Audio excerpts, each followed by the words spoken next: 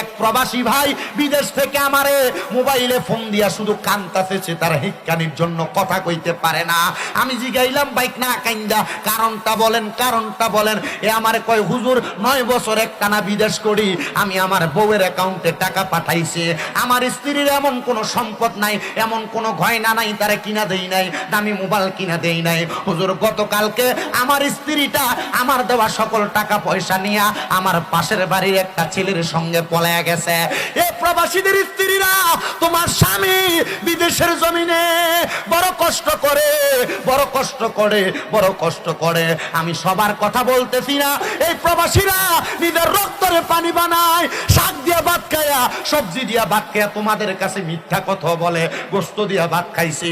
ওই প্রবাসীরা গতকালকে দেখলাম আমার এক ভাইজান আমার নিজেই কইতাছে, প্যান্ট কিনতে গেছি বাজারে, প্যান্টের দাম শুইনা না কিনা চলে আসছি পুরান প্যান্ট সিলে